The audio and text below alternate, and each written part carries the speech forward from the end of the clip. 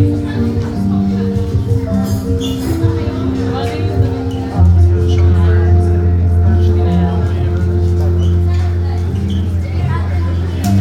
okay naman. Masaya naman ako. Everything's going well.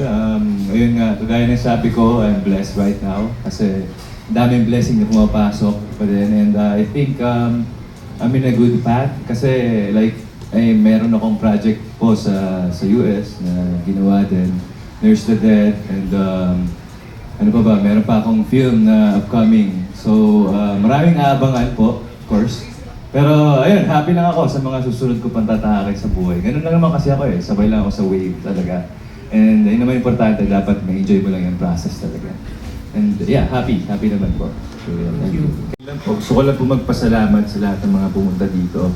And ayun, sana po, supportahan niyo po at abangan niyo pa rin po yung mga next namin gagawin. And I appreciate you guys. And ayun, enjoy kayo. Kain tayo ulit. Thank you. Pa rin yung challenges, hindi mawawala. Of course, yung pronunciation, yung accent, kailangan ko siya ayusin. And, pero at the end of the day, sobrang saya niya kasi sobrang support yung buong casting. And hindi naman nila ako pinapaya, sila direct. And may mga onting dinab lang, pero ngayon naman, masaya, kaya naman.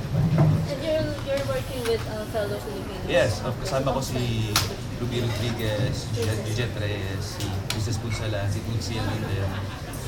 Wala, parang feeling ko nga sa Manila shoot din ako eh.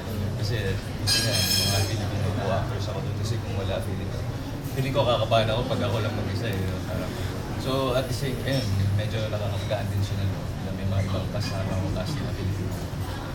Anthony, nagka-time ko ba mamasyal doon?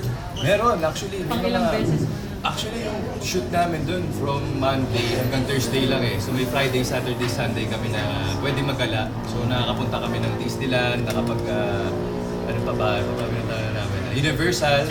Pero kahit nasa Disneyland kami, nagbabasa pa rin kami script kasi kailangan ko memorize talaga siya ng sobra kasi English siya. Straight line. So, yun. Pero masaya. OFW students. Yeah, OFW nurses, of course, especially yung mga nurses natin na nag-work sa ibang bansa.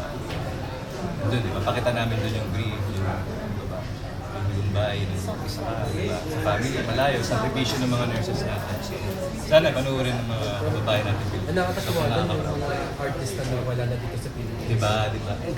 Sobrang gagaling nila. Kasi wala akong masabi talaga. Like, yung rhythm ng comedy nila, yung rhythm ng eksena nila, iba na. American style lang. Pero ito pa rin gusto ng Pilipino.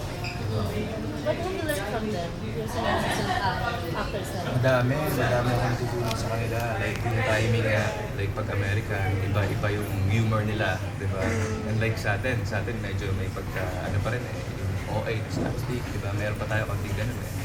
Ngayon, doon, na-realize ko na yung pagiging authentic lang na, alam mo yun, normal lang siya. Kahit binabato nila yun, nagpapatawa sila, parang hindi pa rin sila nagpapatawa. So, doon, may mga natutunan ako kay Latita, kay Ate Ruby, and sa buong casting. Anthony, sorry. Go, say it. Upcoming projects. Well, sa ngayon may pinagdadaan kami, pero hindi ko pa pwedeng school lang. Of course, Mother Maybe, upcoming film ko, hindi ko siya. So, hindi ko alam kung kailan pa yung pinaka-release niya, pero malapit na rin. Of course, sana sa Bayben.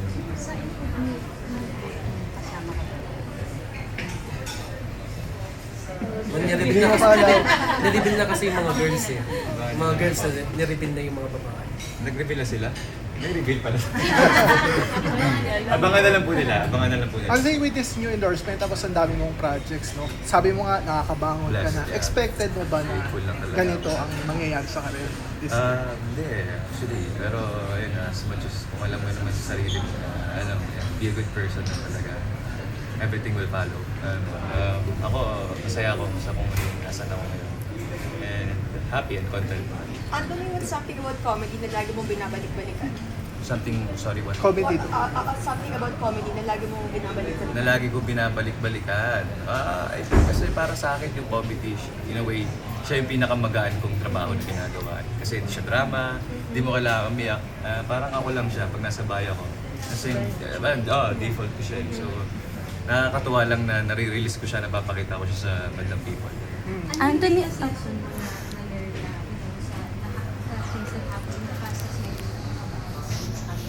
Actually, sa sobrang dami, ang dami kong masasabi talaga.